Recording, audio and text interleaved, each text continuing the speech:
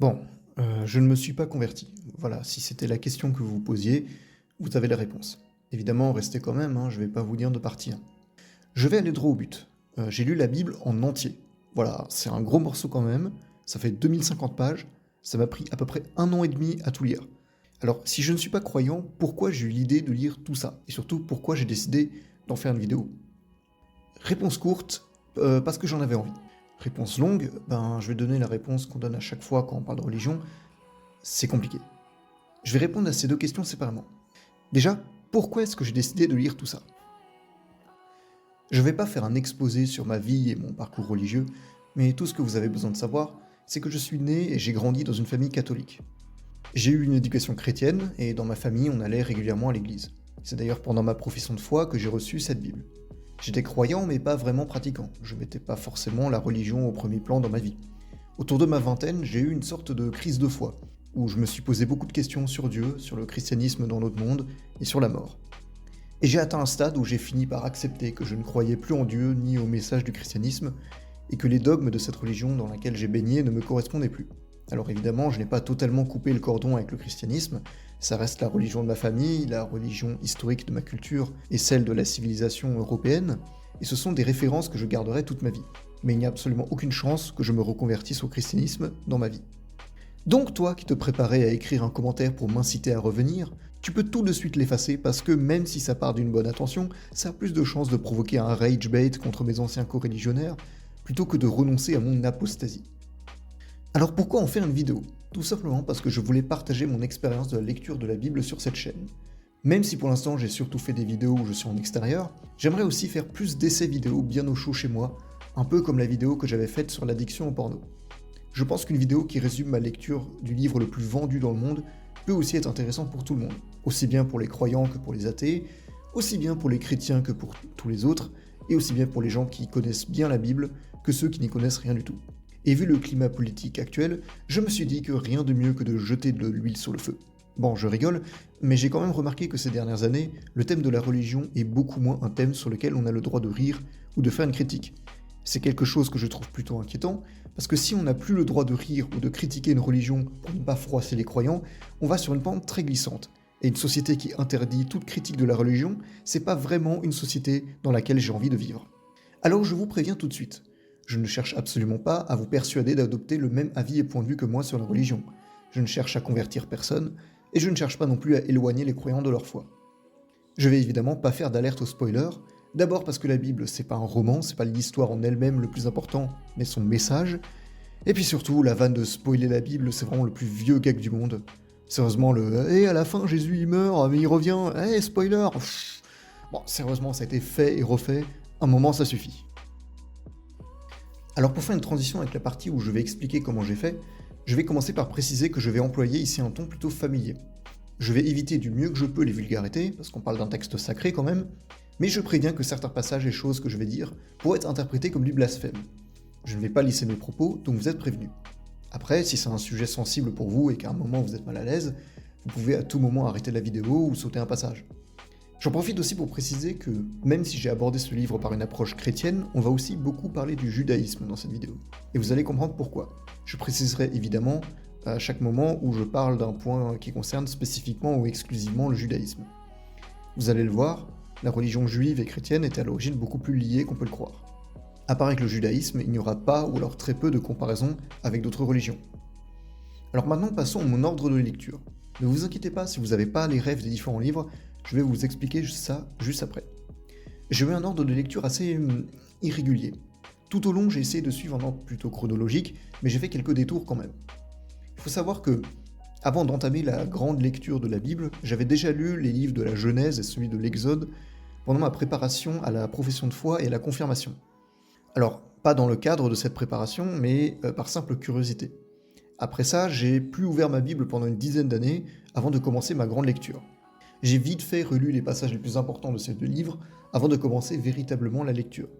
J'ai donc lu les livres suivants de l'Ancien Testament jusqu'aux 2 livres des rois. Ensuite, un peu fatigué de toutes ces histoires, j'ai alterné la lecture en lisant en même temps l'évangile selon saint Matthieu, puis celui de saint Jean, et en continuant à lire l'Ancien Testament en parallèle. Puis, une fois les 2 évangiles terminés, j'ai lu le reste des livres de l'Ancien Testament, puis du Nouveau, dans l'ordre chronologique. Bon là c'est le moment où tous ceux qui n'y connaissent rien à la Bible, je les ai complètement perdus. Mais ne vous inquiétez pas, je vais tout vous expliquer. Déjà la Bible c'est quoi? Pour l'expliquer de la façon la plus simple possible, je vais l'expliquer comme si vous n'aviez aucune connaissance sur le sujet, ou bien simplement des connaissances de surface. La Bible c'est pas vraiment un livre, mais une collection de plein de livres. Le nombre de livres varie selon les versions, mais il y en a un bon paquet. On peut les diviser en plusieurs sections, comme vous pouvez le voir sur ce schéma. Accrochez-vous, c'est là qu'il faut suivre. Premièrement, la Bible va concerner deux religions, le christianisme et le judaïsme. Mais tous ne vont pas utiliser le même nombre de livres. Dans la Bible chrétienne, celle qu'on va étudier, on sépare l'Ancien et le Nouveau Testament. Mais la Bible hébraïque, celle des Juifs donc, ne comprend que l'Ancien Testament. L'Ancien Testament, c'est tout ce qui a été écrit avant la vie de Jésus, et le Nouveau, c'est tout ce qui a été écrit après la vie de Jésus. La vie de Jésus sera évidemment racontée dans le Nouveau. Je précise que même si les Juifs n'ont pas le Nouveau Testament, ils ont les mêmes livres que les chrétiens dans l'Ancien. Donc les livres de l'Ancien Testament sont les mêmes pour les chrétiens et les Juifs. C'est bon? Vous suivez? Très bien. On va décortiquer séparément les deux testaments. Commençons dans l'ordre avec l'Ancien, qui d'ailleurs est beaucoup plus long que le Nouveau Testament. L'Ancien Testament commence par une collection de 5 livres que les chrétiens appellent le Pentateuque et les Juifs la Torah. Oui, la Torah, c'est ça. La Torah en fait c'est juste ces 5 livres. On pense toujours que la Torah c'est le livre sacré des Juifs, comme le Coran pour les musulmans, mais non, c'est pas ça. Hein. Le livre sacré des Juifs, c'est la Bible hébraïque, ou Tanakh, donc tout l'Ancien Testament. La Torah, c'est que les 5 premiers livres. Ce sont en fait des livres de la loi juive, avec un grand L. Quand on parle de la loi, dans la Bible, c'est de ces 5 livres qu'on parle. C'est pour ça que la Torah, c'est la famille de livres la plus importante pour les Juifs. Ok, donc si on résume, pour les Juifs, la Bible hébraïque, qui correspond à l'Ancien Testament des chrétiens, c'est leur livre sacré. Et la Torah, c'est juste une partie. Ok, mais alors le Talmud, c'est quoi? Alors le Talmud, c'est totalement autre chose. Ça fait pas partie de la Bible hébraïque. C'est même pas un livre religieux en fait. Le Talmud, c'est un livre de jurisprudence, c'est-à-dire d'analyse de cas jugés dans les tribunaux. C'est un livre que les chrétiens n'utilisent pas. En gros, c'est un complément que les rabbins utilisent pour analyser la Torah, et ils en ont bien besoin, vu que des textes écrits il y a des millénaires, ils sont forcément sujets à plusieurs interprétations différentes.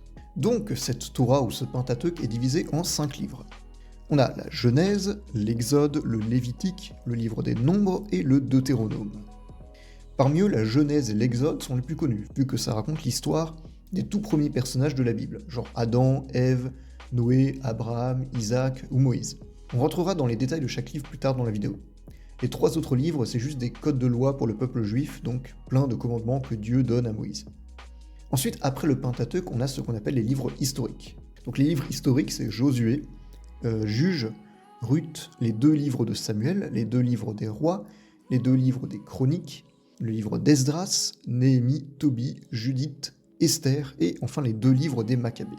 Bon, comme c'est écrit dans le nom, ces livres racontent l'histoire du peuple et des royaumes hébreux après la mort de Moïse.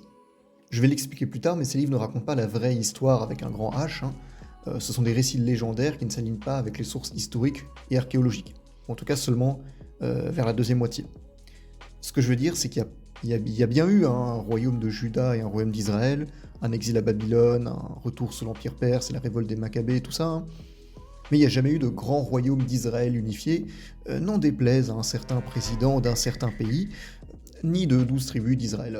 Tout ça, c'est seulement ce qu'on appelle des mythes fondateurs. J'y reviendrai après. Ensuite, on a ce qu'on appelle les livres poétiques et sapiensaux. Donc ces livres, c'est le livre de Job, les psaumes, les proverbes, l'Ecclésiaste, le Cantique des Cantiques, la sagesse de Salomon et l'Ecclésiastique. Alors là, il faut savoir qu'à partir de maintenant, et ce jusqu'au Nouveau Testament, ça ne sera plus du tout des livres qui racontent une histoire, mais seulement des textes sous la forme de poèmes, de chants, de déclarations ou d'exaltations.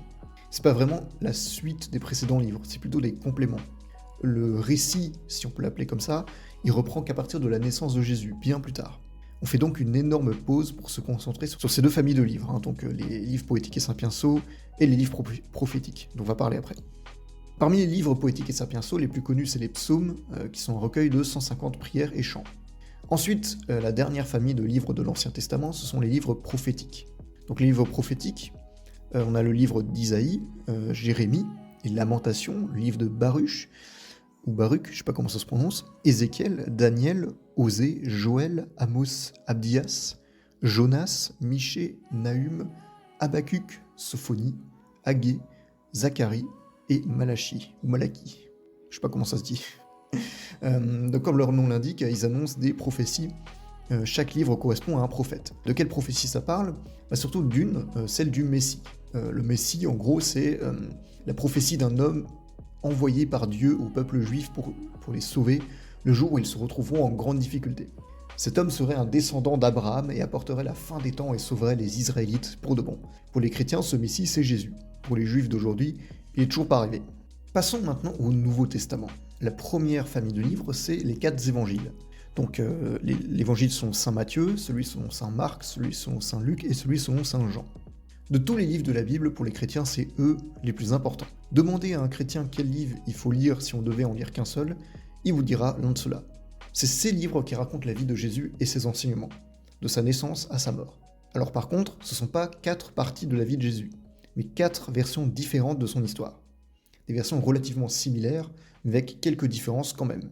Je vous expliquerai tout ça quand on y sera. Ensuite, on a un livre, les Actes des Apôtres, qui raconte tout ce qui se passe après la mort de Jésus, de l'organisation de sa communauté, jusqu'à la création des premières églises. Ensuite, on a les épîtres de Saint Paul. C'est quoi les épîtres? C'est qui Saint Paul? Alors des épîtres, c'est des lettres, voilà, c'est simple. Et Saint Paul, je le présenterai plus tard, mais c'est l'une des figures les plus importantes du christianisme, parce qu'il a mis en place les lois et les règles des premières communautés chrétiennes de l'histoire. Alors les épîtres de Saint Paul, il y a d'abord l'épître aux Romains, les 2 épîtres aux Corinthiens, celui des Galates, les Éphésiens, les Philippiens, les Colossiens, les 2 épîtres aux Thessaloniciens, les 2 épîtres à Timothée, l'épître à Tite et celui à Philémon. Ensuite, on a les épîtres aux Hébreux, écrits pas par Saint Paul mais par un auteur inconnu, qui sont les épîtres qui s'adressent directement aux Hébreux. Ensuite, on a les épîtres qu'on appelle catholiques ou universels, et qui sont utilisés pas que par les catholiques, ils sont utilisés par toutes les branches du christianisme. Ces livres-là, ils viennent de plusieurs auteurs différents. Donc on a les épîtres de Saint Jacques, les 2 épîtres de Saint Pierre, les 3 épîtres de Saint Jean et l'épître de Jude.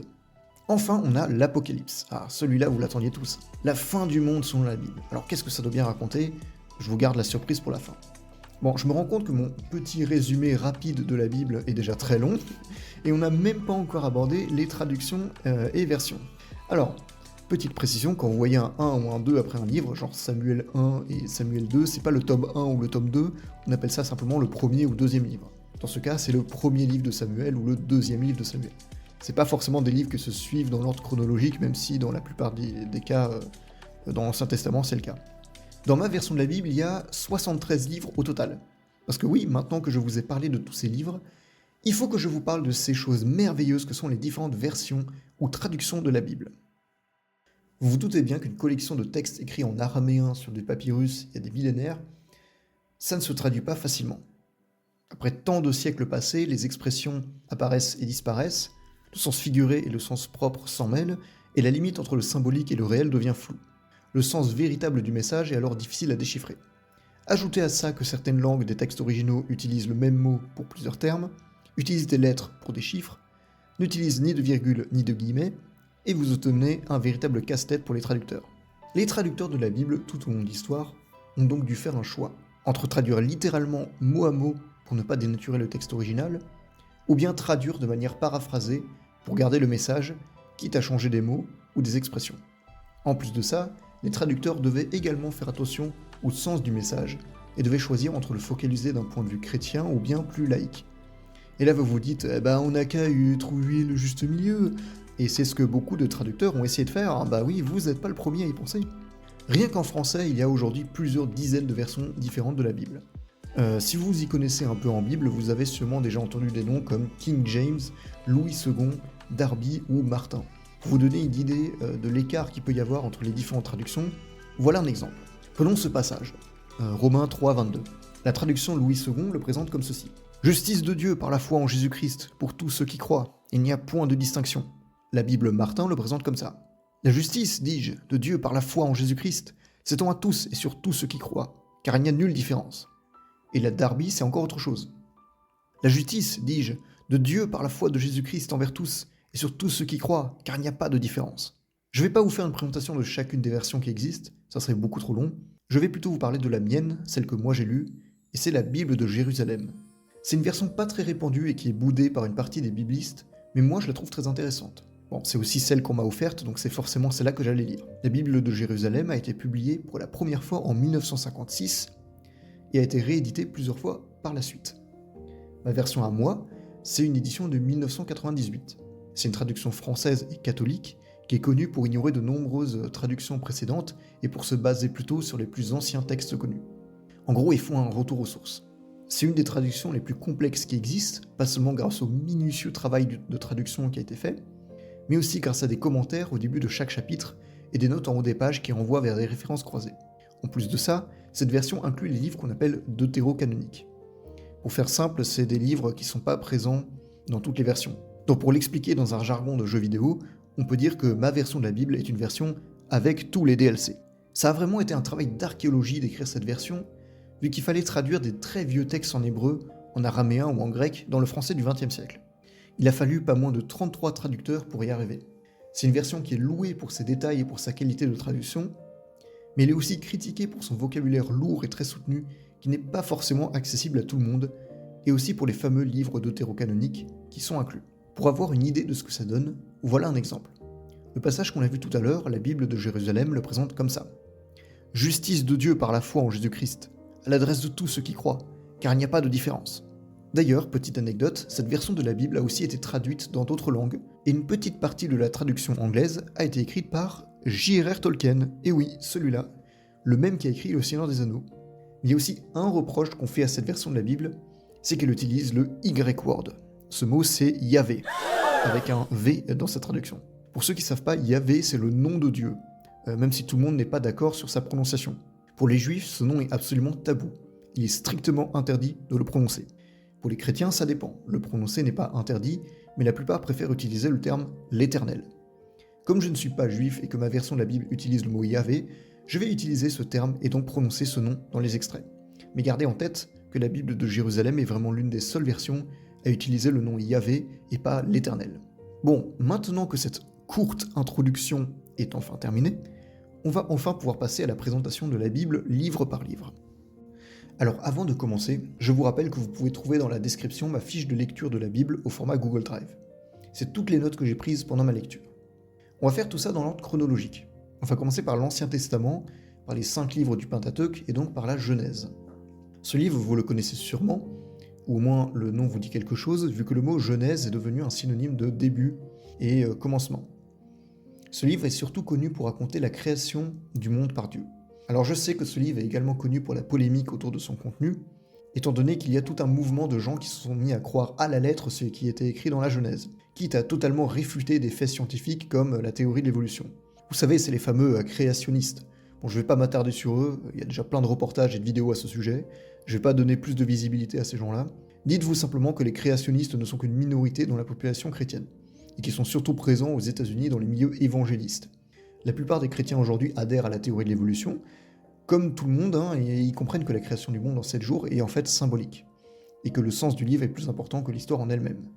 Il y a d'ailleurs des croyants qui déclarent que la théorie de l'évolution est en fait totalement en accord avec la Genèse, et il y a par exemple cette vidéo de Rudim Zoomer qui en parle très bien.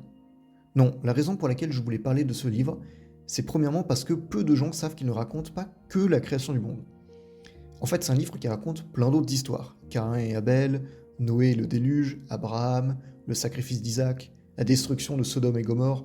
Tout ça, c'est des histoires qui sont racontées dans la Genèse et qui se passent après la création du monde. Le prochain livre, il commence seulement avec l'histoire de Moïse.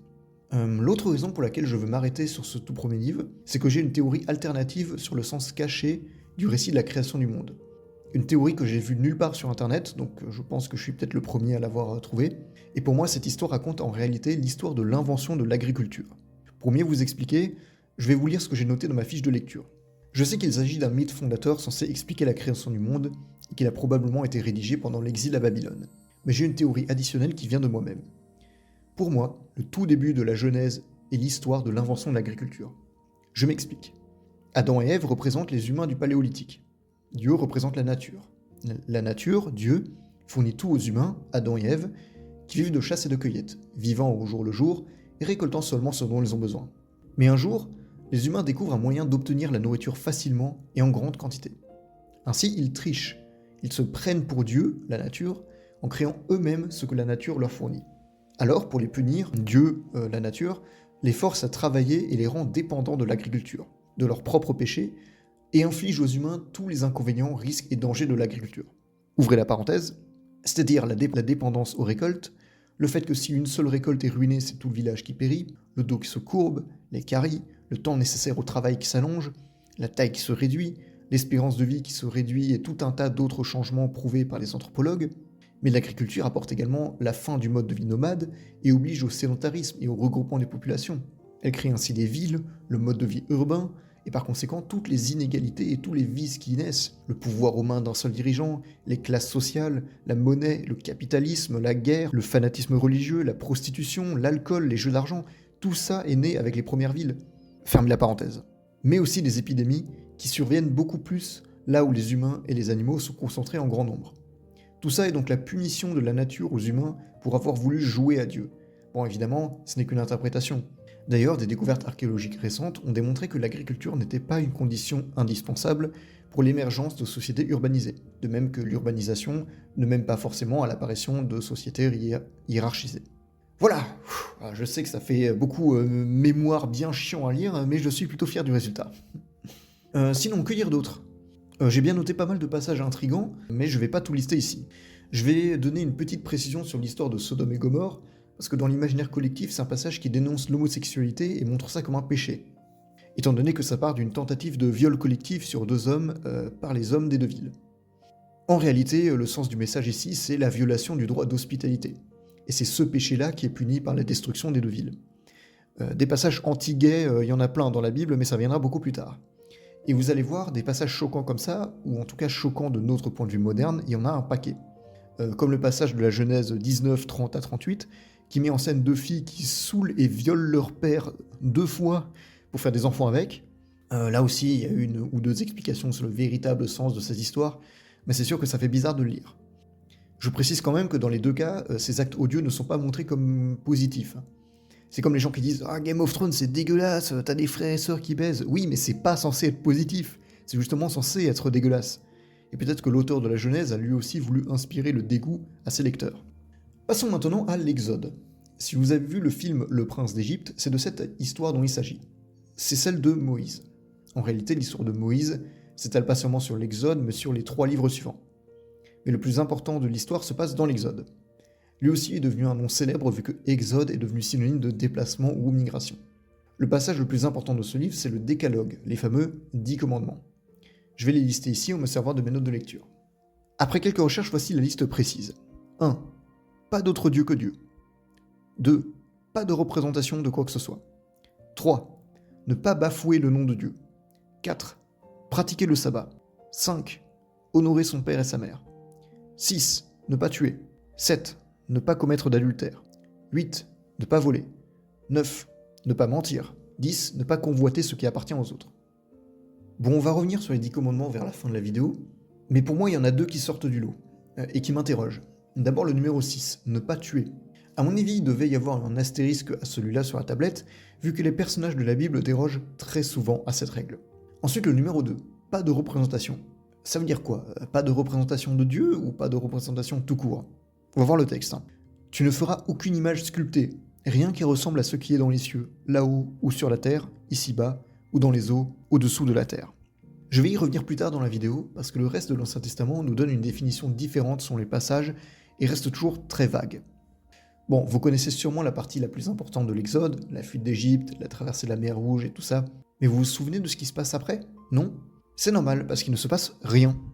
Non, j'exagère, en réalité, Moïse et son peuple errent pendant des dizaines d'années dans le désert du Sinaï. Alors ils ont dû sacrément tourner en rond pendant leur voyage, parce que ok, le Sinaï c'est grand, mais c'est pas immense non plus, ça fait quoi, 200 km de large? Je sais pas à quelle vitesse ils avançaient, mais je suis sûr que s'ils traversaient la péninsule en ligne droite, jusqu'en Palestine, même avec des détours et des longues pauses, normalement en même pas 1 an, ils sont arrivés. En fait, pendant toute cette période d'errance dans le désert, qui s'étale de la moitié de l'Exode jusqu'à la fin du Deutéronome, Dieu va régulièrement parler à Moïse pour lui dicter une longue liste de lois que son peuple devra respecter. Certaines plutôt compréhensibles, d'autres beaucoup moins. Genre celle qui force une fille non mariée à se marier à son violeur. Ok. On a d'autres lois un peu bizarres, comme celle qui interdit d'hybrider des plantes ou des animaux, celle qui interdit de cultiver deux espèces de plantes dans le même champ, ou encore celle qui interdit de porter des vêtements faits de plusieurs matériaux différents. Bon, je le rappelle que toutes ces lois sont des lois juives, les chrétiens ne sont pas censés les respecter, sauf à quelques exceptions près, et le Nouveau Testament sera très clair là-dessus, hein. Les chrétiens ne sont pas censés suivre la loi. Quant aux juifs modernes, leur niveau d'application de cette loi varie selon les pratiques. Mais en tout cas, les juifs les plus orthodoxes essayent encore aujourd'hui de la suivre le plus possible. Passons maintenant au Lévitique, au Nombre et au Deutéronome. Je vais les regrouper ensemble tous les trois parce qu'ils sont très similaires. On peut noter des lois tout aussi bizarres ou absurdes que dans l'Exode. On retrouve aussi d'autres lois qui, de notre point de vue moderne, peuvent paraître immorales. Par exemple, dans le Lévitique, on nous dit que la polygamie est autorisée, et que l'esclavage aussi, tant que les esclaves viennent de l'étranger. Il y a aussi un passage dans le livre des Nombres qui est littéralement une glorification d'un génocide, et d'ailleurs Moïse s'insurge contre ceux qui ont laissé les femmes et les enfants en vie. Mais je pense que le jackpot, c'est dans le verset Deutéronome 22, 22-29, où il est écrit que les femmes victimes de viol sont mises au même rang que leurs violeurs et sont condamnées à mort. Pire, comme on vient de le voir, si un homme viole une femme non mariée, celle-ci est obligée de l'épouser. La seule exception, c'est quand une femme se fait violer en campagne, là elle reste libre. C'est l'unique exception au mariage forcé ou à la condamnation à mort. Enfin bref, je dois vous avouer que c'est en lisant toutes ces lois interminables que j'ai commencé à me dire « Bon, c'est marrant en 2 minutes de savoir comment bien sacrifier une chèvre dans un temple, mais quand est-ce qu'il vient Jésus ?» Si on lit la Bible avec une approche du judaïsme, ça doit sûrement être très intéressant, mais avec une approche chrétienne, ça devient très rébarbatif, surtout quand on sait qu'au Nouveau Testament, on va nous dire que toutes ces lois ne nous serviront plus à rien. Alors oui, ça donne du contexte à toute l'histoire de la Bible, du peuple juif et de l'arrivée du Christ, mais franchement, c'est vraiment pas intéressant à lire. Bon, maintenant qu'on a enfin fini avec le Pentateuque, on va enfin passer aux livres historiques. Personnellement, c'était la partie de l'Ancien Testament que j'ai préférée par rapport aux autres. Vous allez comprendre pourquoi eux étaient plus intéressants à lire. Je vais pas vous faire une description livre par livre, mais je vais plutôt vous raconter l'histoire qui se déroule durant tous les livres historiques. Après la mort de Moïse et de son frère Aaron, les Hébreux arrivent enfin en terre promise. Seul problème, des gens vivent déjà là-bas, ils vont donc devoir les combattre pour s'installer sur ces terres. Alors ils ne vont pas tuer tout le monde, encore eux, mais ils vont dominer toute la région de la Palestine qui ne s'appelle pas encore Israël à l'époque. On va y revenir sur le sujet du conflit moderne. Tout ce beau monde se divise en 12 tribus.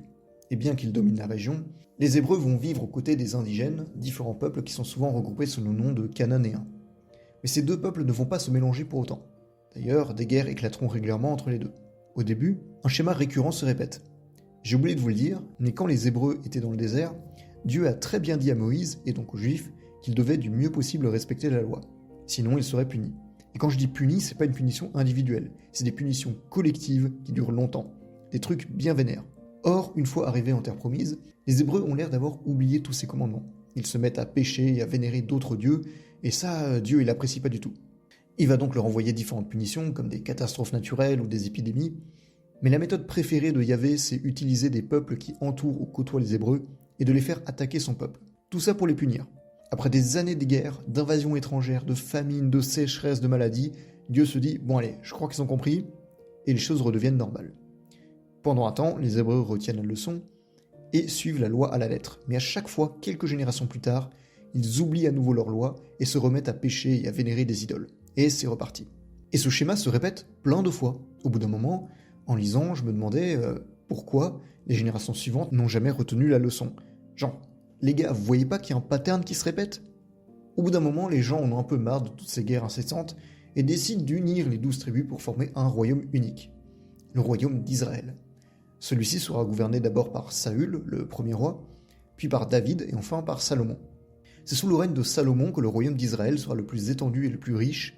Salomon fera également construire le premier temple de Jérusalem. Après Salomon, le royaume se divise en deux avec le royaume d'Israël au nord et le royaume de Juda au sud. Il y aura de nombreux rois dans les deux royaumes et qui subiront un lent déclin et qui abandonneront progressivement le culte de Yahvé. Pour les punir, Dieu envoie les Assyriens puis les Babyloniens conquérir les deux royaumes. Le temple de Jérusalem est détruit, la plus grande partie de la population se fait déporter en Mésopotamie où ils vivront pendant 44 ans avant que toute la région se fasse conquérir par la Perse et que les Juifs sont de nouveau autorisés à rentrer chez eux. Ils reconstruiront aussi le temple de Jérusalem. Bien plus tard, la Perse se fait conquérir par Alexandre le Grand, et un peu après sa mort, son immense empire se disloque et la région de Judée, comme on l'appelle maintenant, devient un peu une ligne de front entre les royaumes fondés par les généraux d'Alexandre. C'est finalement lui, le royaume séleucide, qui l'emporte et qui domine la région pendant un temps. À un moment, quand le royaume séleucide est déjà bien affaibli, un des rois décide qu'il est temps d'assimiler tout ce beau monde, et pousse les Judéens à vénérer les dieux grecs et à parler cette langue. Ça ne leur plaît pas du tout, ils se révoltent et finissent par gagner et par redevenir indépendants. Cet événement sera connu sous le nom de révolte des Maccabées, et elle marque la fin des livres historiques. D'ailleurs, c'est durant cette période, dans le premier livre des Maccabées, qu'on trouve la seule et unique mention de la Gaule. Oui, c'est la seule fois où l'ancêtre de notre pays est mentionné dans la Bible. Cocorico. Bon, c'était une histoire sympa, un bon mythe fondateur et un récit épique comme on les aime, mais maintenant il est temps que j'éclaircisse quelques détails. Déjà, pour commencer, la moitié de l'histoire que je vous ai racontée est fausse. Enfin, je veux dire qu'elle n'est jamais arrivée d'un point de vue historique. Je vous explique. Ce que je veux dire, c'est que si on exclut les sources qui viennent de la Bible, les sources archéologiques ou les textes des royaumes voisins, l'histoire des Israélites ne remonte pas aussi loin. En réalité, il n'y a jamais eu de grand exode venu d'Égypte, il n'y a jamais eu de 12 tribus d'Israël, et il n'y a jamais eu de grand royaume d'Israël unifié. Les plus anciennes traces historiques qu'on a qui rejoignent les textes de la Bible sont celles des deux royaumes. Vous savez, Juda, le royaume du sud, et Israël, le royaume du nord. Tout ce qui s'est passé avant, c'est ce qu'on appelle des mythes fondateurs. C'est comme pour l'histoire de Rome. L'histoire de Romulus et Rémus, elle n'a jamais existé. Mais c'était un mythe fondateur pour donner une origine légendaire à Rome et lier son histoire à la guerre de Troie et aux dieux gréco-romains. Ici, c'est pareil. Ces histoires servent à donner une légitimité d'origine divine au royaume d'Israël et de Juda. Comparés à leurs voisins, c'était des petits royaumes dont il fallait leur donner des origines glorieuses pour avoir plus de prestige. Dans la Bible, on nous donne toute la liste des rois des deux royaumes. Et le plus ancien dont on a une trace d'une source externe à la Bible, c'est Omri, un roi d'Israël. Et c'est seulement à partir de ce point-là que les textes des livres historiques de la Bible concordent à peu près avec les sources historiques. D'ailleurs, je précise que pendant une longue période, les Israélites et les Judéens étaient polythéistes. Il y avait n'était qu'un dieu parmi d'autres au départ. Puis progressivement, il est devenu le dieu prédominant avant de devenir le dieu unique. C'est quelque chose qui est bien documenté, c'est pas une théorie controversée. Il y avait plusieurs dieux avant, comme El, Asherah, Baal, etc. Mais ça, ce polythéisme originel, évidemment, la Bible ne le mentionne pas. Alors la suite de l'histoire, le truc avec les Assyriens, Babylone, la Perse, l'exil, puis le retour, ça colle plutôt bien à la réalité. Il y a juste l'événement de la révolte des Maccabées qui est quand même très biaisé. On nous montre les pauvres Judéens persécutés par les méchants Grecs, alors qu'en réalité, c'était beaucoup plus complexe que ça. Je vais vous lire ce que j'ai noté dans mes notes de lecture. M'y connaissant beaucoup en histoire de l'Antiquité et ayant beaucoup lu sur l'âge hellénistique, je peux affirmer que beaucoup d'exactions commises par les Grecs envers les Juifs, comme décrites dans ces deux livres, ont été très exagérées. Pendant une bonne partie de l'histoire de la dynastie séleucide, les souverains ont laissé la pleine autonomie aux Juifs comme avec d'autres peuples. La cause de la révolte hasmonéenne, comme on l'appelle, est en réalité l'hellénisation progressive de la Palestine, la fracture de la société juive entre les traditionnalistes et les philhellènes, donc ceux qui sont pro-grecs. Et enfin l'interdiction de la Torah comme document juridique. Parce que oui, il ne faut pas oublier que, comme durant la guerre d'indépendance américaine, tous ne se sont pas joints à la révolte, et une partie était sympathisante de l'autorité royale. C'était presque une guerre civile plus qu'une révolte indépendantiste. Et même si c'est brièvement mentionné, les Maccabées étaient eux-mêmes divisés entre eux, sur des raisons de partage ou de concentration des pouvoirs. Si ces deux livres sont intéressants à mettre en comparaison avec des sources historiques, et nous livrent le point de vue des révoltés, il ne faut en aucun cas s'en servir comme source historique unique, en raison de ces biais évidents et de certains événements non vérifiables. Oui, je suis désolé, vous avez sûrement rien compris, et c'est plein de jargon d'historien, mais tout ce que vous devez retenir, c'est que ce récit est très romancé par rapport à la réalité. Pour revenir à mon expérience de lecture en elle-même, une des choses dont je me souviens le mieux, c'est que les personnages m'ont dégoûté. Mais vraiment, ils n'arrêtent pas de commettre des massacres, des viols, des pillages, ils font des trucs horribles. Mais ce qui m'a le plus marqué, c'est le vrai visage de tous les héros de cette partie de la Bible. Quand j'étais petit, pendant mon éducation chrétienne, on nous montrait des personnages comme Saül ou David comme des modèles, des gens vertueux et bons. Mais dans les textes, c'est des bâtards. Je suis désolé, je trouve pas d'autres mots. Ah, David qui se bat contre Goliath avec sa fronde. Ah, c'est beau, c'est épique. Par contre, David qui viole une femme, la force à l'épouser et tue son ancien mari, ça non, bizarrement on me l'avait pas appris en catéchisme. Mais en fait, quasiment tous les rois de cette période sont comme ça. Ils sont tous soit cruels, soit incompétents, soit fanatiques. Il y en a qu'un seul, un seul qui est resté dans mon estime, c'est Salomon. Salomon c'est un bon gars, lui il est gentil, c'est le seul qui est pas dérangé dans sa tête. Il était bon avec son peuple, il a construit un grand temple, il cherchait la sagesse avant la richesse. Les seuls défauts qu'on lui donne, c'est des défauts qui sont pas graves, qui font de mal à personne. D'abord, on dit de lui qu'il aimait beaucoup les femmes, et qu'il avait des centaines d'épouses et de concubines. Ah oui, il aimait les femmes, et alors, est-ce qu'on peut vraiment lui reprocher ça? Et ensuite, on nous dit qu'il a construit des temples pour d'autres dieux que Yahvé, pour faire plaisir à ses femmes, étant donné que beaucoup d'entre elles étaient d'origine étrangère. Alors oui, il a désobéi à Dieu, mais c'était par bonne intention, il voulait faire plaisir à ses épouses. Non, voilà, je l'aime bien Salomon, ça fait plaisir de voir un personnage comme ça. Enfin, il faut que j'aborde le sujet que j'ai évité pendant tout ce temps. Quand on lit ces livres, c'est très difficile de ne pas faire un parallèle avec le conflit israélo-palestinien aujourd'hui. Je veux dire, quand on lit une histoire de juifs qui s'installent sur une terre déjà habitée en Palestine, combattent des habitants souvent en commettant des massacres, je sais même pas comment pas faire de parallèle. Alors évidemment, je sais très bien que c'est pas la même chose, mais c'est très difficile de pas avoir des images modernes en tête. Surtout que le gouvernement israélien actuel revendique ouvertement les origines bibliques de son peuple. Vous savez, le fameux «ça nous a été promis il y a 3000 ans». Je vais pas vous donner mon avis sur ce conflit, en tout cas pas dans cette vidéo, mais je voudrais juste faire un petit rappel historique. Oui, cette région était peut-être la terre d'origine des Juifs, mais à cette période, celle de l'Ancien Testament, il n'y avait pas que des Juifs. Les Juifs vivaient surtout sur les plateaux montagneux, mais tout autour, il y avait plein d'autres peuples qui y vivaient.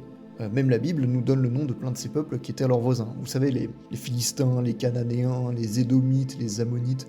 C'est peut-être des noms un peu anachroniques, mais ça montre que le territoire de l'actuel Israël et Palestine n'était pas peuplé exclusivement de Juifs.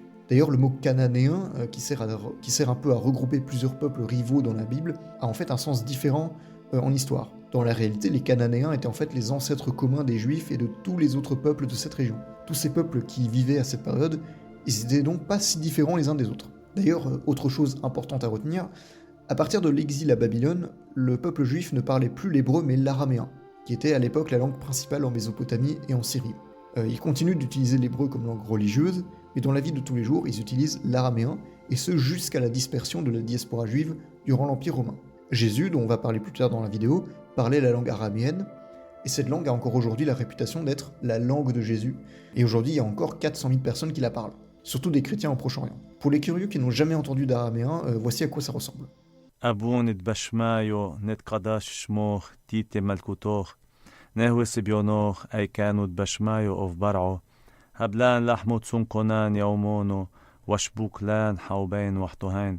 Enfin bref, pour résumer les livres historiques de la Bible, c'était plus intéressant à lire que la Torah, mais il y a quand même une glorification de la violence un peu tout le temps. D'ailleurs, quand les ennemis des Juifs commettent des massacres ou des exactions, c'est vu, à juste titre, comme une atrocité, mais quand ce sont les gentils qui le font, c'est une juste punition divine ou un truc comme ça. C'est un peu du deux poids deux mesures. Ah oui, et dans le deuxième livre des Maccabées, il y a un personnage qui s'appelle Macrone. Voilà, j'étais obligé d'en parler. Maintenant qu'on a fini avec cette partie, passons à la partie suivante, les livres poétiques et sapientiaux. Si vous pensiez que le Lévitique s'était déjà bien ennuyeux à lire, alors vous n'êtes pas prêt pour la suite. Ces livres sont pour la plupart très longs et très ennuyeux à lire. À côté de ça, les livres du Pentateuque, c'est un roman épique. Même si j'ai pas toujours tout compris à ces pavés de texte, je vais quand même évoquer les livres les plus connus de cette famille. Là, je le rappelle, ce sont plus des livres qui racontent l'histoire du peuple d'Israël comme avant. C'est pas la suite des livres des Maccabées, non, pas du tout. Comme dit, ces livres-là ne racontent pas une histoire, c'est autre chose. C'est seulement avec Jésus, beaucoup plus tard, qu'on reprendra un style narratif. Parmi cette famille de livres, les psaumes, c'est les plus connus.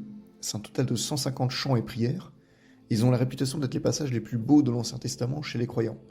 Mais chez moi, ça m'a pas chauffé plus que ça. Après, les livres suivants, j'ai pas grand chose à dire, c'est surtout des livres de sagesse qui parlent pas de loi, mais d'un code de conduite à avoir. Parmi eux, il y a un livre qui se démarque, c'est le célèbre Cantique des Cantiques, qui est une sorte de long poème d'amour rempli de sous-entendus sexuels. Alors ça peut paraître étonnant de trouver un livre comme ça dans la Bible, mais ces sous-entendus restent quand même subtils. À part ça, j'ai pas plus de choses à dire. La plupart des livres se ressemblaient et la lecture a rarement été intéressante. C'est sûrement dû au fait que j'ai tout lu à la suite, mais quand même je propose qu'on passe maintenant à la famille de livres suivante. Donc ensuite on a les livres prophétiques. Vous pensez qu'on en avait terminé avec les livres longs et interminables?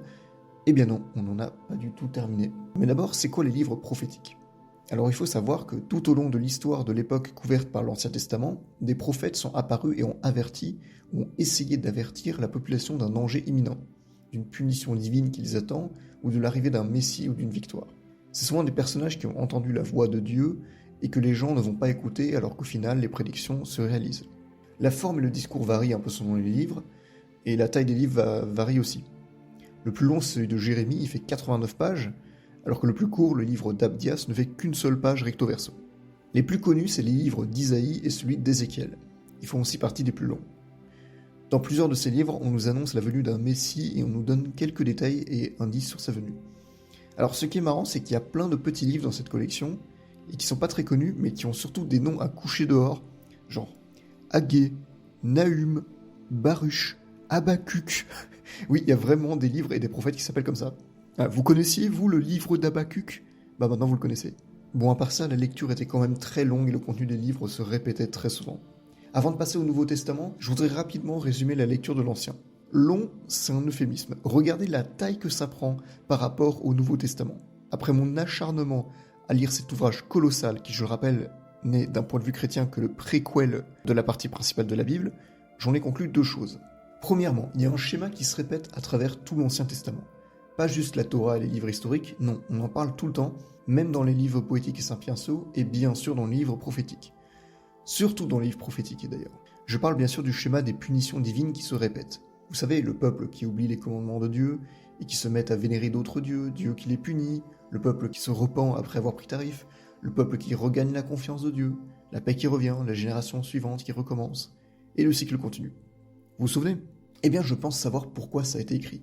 Et je crois que dans la réalité, c'est plutôt l'inverse qui s'est produit. Imaginez un peu, vous vivez durant l'Antiquité, vous êtes sûrement paysan, vous n'avez pas de connaissances scientifiques avancées, tout va bien, puis une année, vous subissez les pires calamités possibles.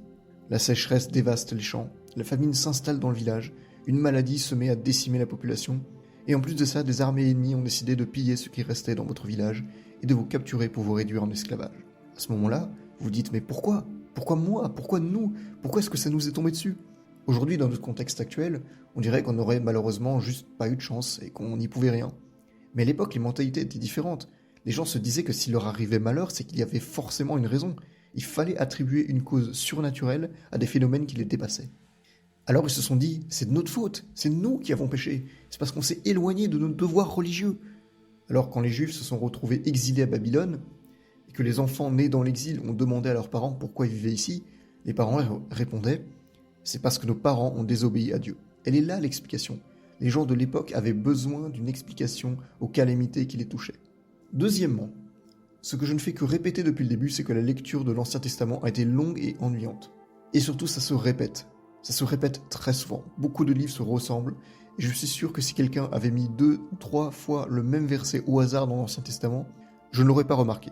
Les seuls livres un petit peu plus intéressants, c'était les livres historiques, sûrement parce qu'ils sont plus narratifs que les autres. Pour les autres, j'ai pas aimé quoi, enfin c'était vraiment pas mon délire.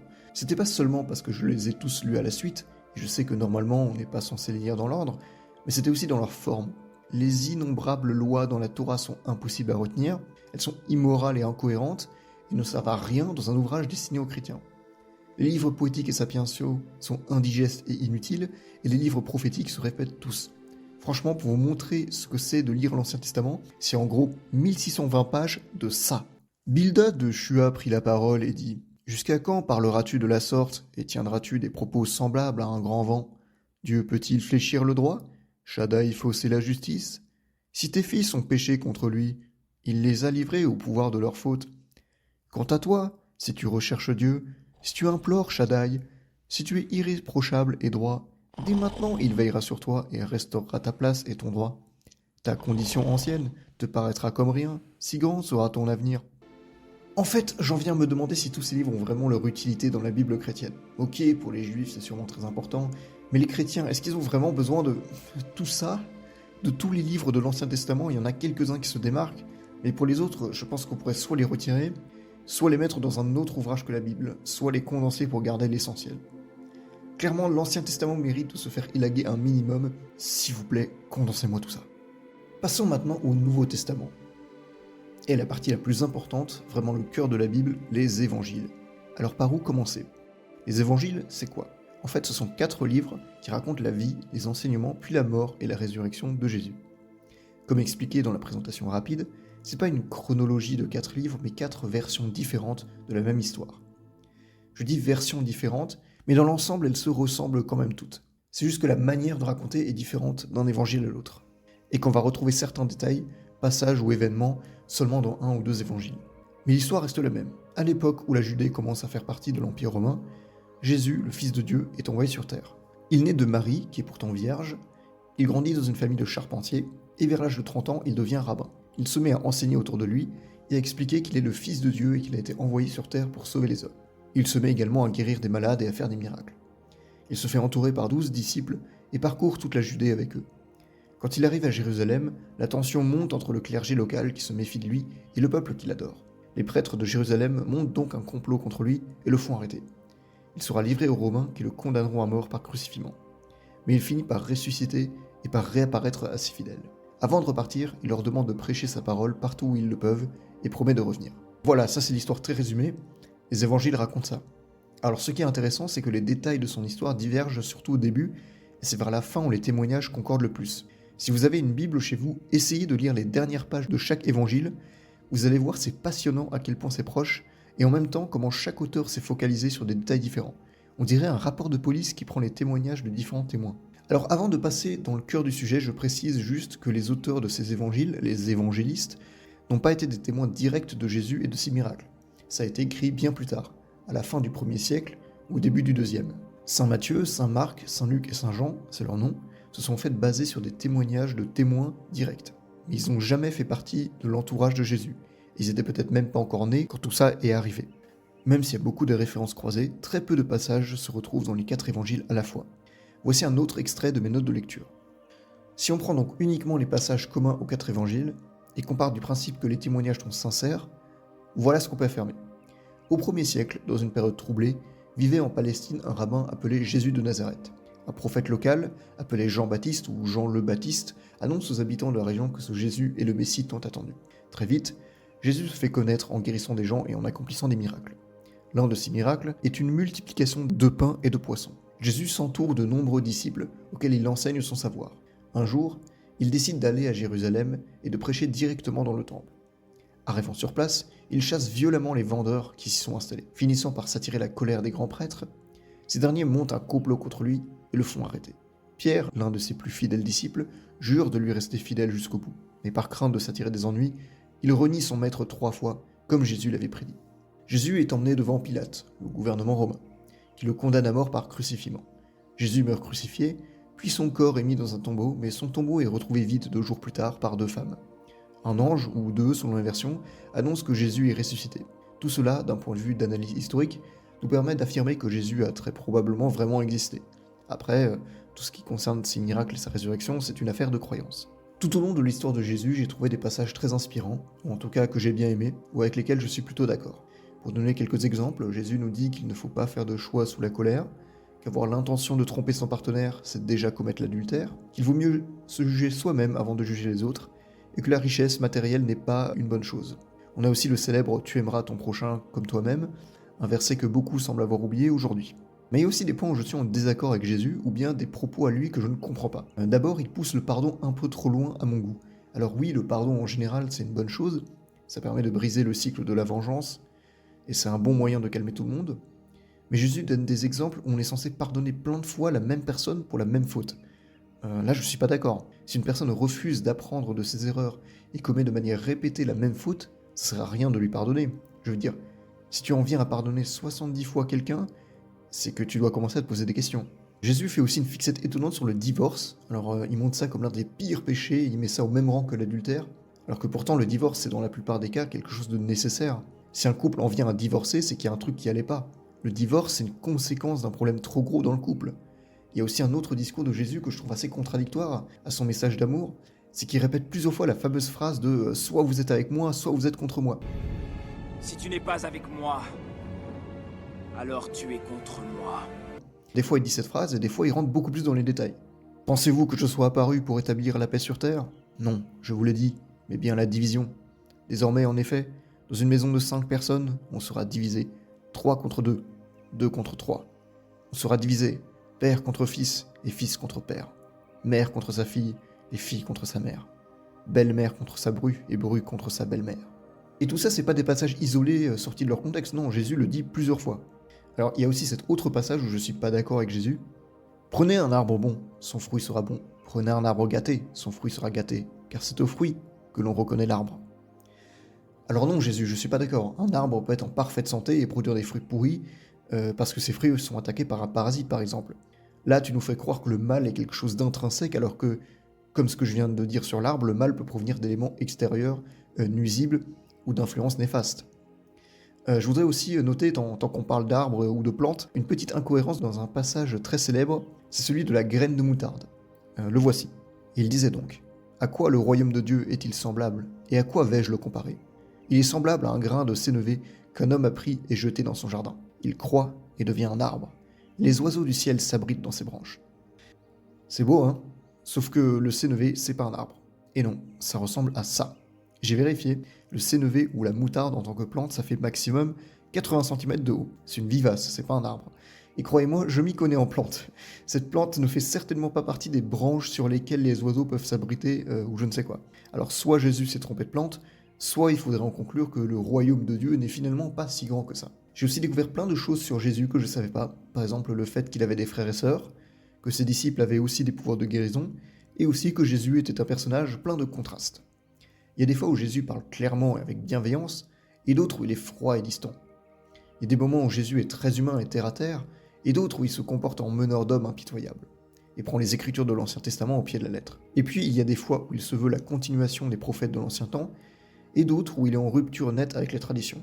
Il y a aussi un autre côté méconnu de lui, c'est que des fois Jésus pouvait être un ascète et vivre de manière très simple, et d'autres fois où c'était un bon vivant qui aimait manger et boire avec les autres. Pour finir avec les évangiles, je voudrais aussi parler de la psychologie humaine de la mise à mort de Jésus. Dans le récit, tout au long de l'histoire, les gens viennent de toute la région pour voir Jésus, pour l'écouter, pour le voir accomplir des miracles. Mais quand il se fait condamner à mort, ces mêmes gens le huent dans les rues de Jérusalem pendant la procession, où il doit porter la croix sur laquelle il sera crucifié. Ils ne sont pas cruels avec Jésus parce qu'ils ont oublié tout le bien qu'il a fait, mais parce qu'ils prennent plaisir à voir une personne célèbre tomber. Ça en dit long sur ces gens-là. C'est quelque chose qui n'a jamais vraiment disparu, et je pense que c'est quelque chose qui est très répandu encore aujourd'hui. Les gens adorent voir une célébrité tomber. C'est comme aujourd'hui avec la cancel culture. La plupart des gens ne se mettent pas à critiquer les célébrités victimes de cancel culture par féminisme ou par je ne sais quelle valeur sociale. Non, ils font ça parce qu'ils adorent voir une personnalité autrefois célèbre et acclamée se faire traîner dans la boue.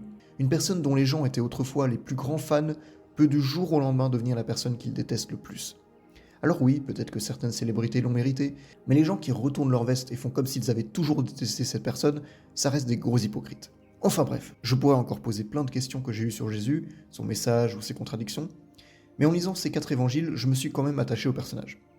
Pour finir sur une note positive, que l'on croit ou non à ses pouvoirs et à sa résurrection, je pense que Jésus était quelqu'un qui voyait autour de lui un monde injuste, et il voulait tout faire pour sauver les personnes qui en souffraient.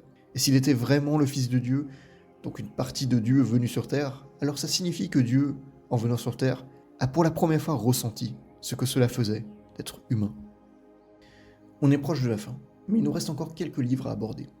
Parlons d'abord rapidement des Actes des Apôtres. Alors ce livre, il raconte ce qui s'est passé juste après la mort, la résurrection, puis le départ de Jésus.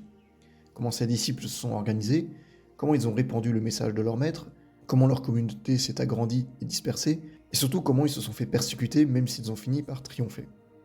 Un personnage va apparaître et devenir central dans l'histoire, Paul, que l'on appellera après sa mort Saint Paul.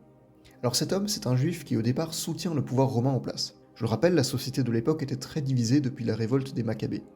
Les juifs ne formaient pas une société unie. Certains étaient pour le pouvoir en place, d'autres étaient contre et soutenaient les prêtres, d'autres étaient contre mais ne voulaient pas des prêtres au pouvoir, etc. Évidemment, la courte apparition de Jésus n'a pas arrangé les choses. Les Juifs ont progressivement rejoint l'un ou l'autre camp, entre ceux qui considéraient Jésus comme le Messie, et ceux, comme les grands prêtres, pour qui c'était juste un charlatan et un illuminé. Paul, lui, faisait partie de ceux-là. Au début, il participe à persécuter les premiers chrétiens, mais un jour, il voit une apparition de Jésus qui lui fait changer d'avis. De persécuteur, il devient l'un des leaders les plus connus des communautés chrétiennes. Il va alors voyager un peu partout dans la Méditerranée orientale pour relier les différentes communautés et églises entre elles, et aussi convertir des non-juifs, ce qui était plutôt inédit. Je le rappelle, le judaïsme de base, c'est pas une religion qui pousse à convertir le plus de gens. C'est une religion qui se transmet par les parents et qui est liée à un peuple. Pour se convertir au judaïsme sans être juif de base, il faut suivre tout un protocole. Alors c'est possible, mais c'est très difficile. Là, Paul et les premiers chefs chrétiens vont assouplir les règles pour permettre plus facilement aux non-juifs de se convertir. Ils vont par exemple retirer l'obligation de la circoncision, quelque chose qui a sûrement dû beaucoup rassurer les premiers convertis, et ils vont également retirer la Torah pour eux. Comme ça, toutes les lois juives sur comment sacrifier tel animal dans tel temple avec telle dimension, tout ça, on oublie. Et à la place, on se concentre uniquement sur le message de Jésus et ses successeurs. Alors, tout n'est pas jeté à la poubelle, mais la loi de la Torah n'a désormais plus de valeur pour les convertis. Alors, ce livre est plutôt intéressant à lire, contrairement à la soupe de lettres qu'est l'Ancien Testament, mais le style de narration est un peu bizarre. On passe régulièrement du « il » au « nous », puis de nouveau au « il », ça change tout le temps, c'est trop bizarre. Ensuite, on a plusieurs livres qu'on appelle les épîtres.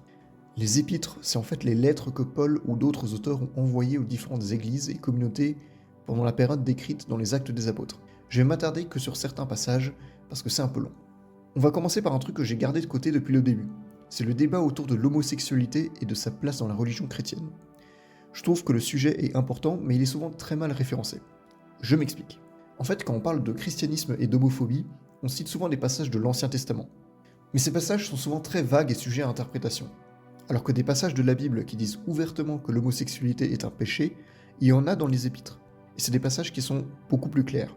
Là, il n'y a pas de « oui, mais en vrai, est-ce que c'est vraiment l'homosexualité qui... » ou bien... Non, là c'est clairement « être gay, c'est un péché ».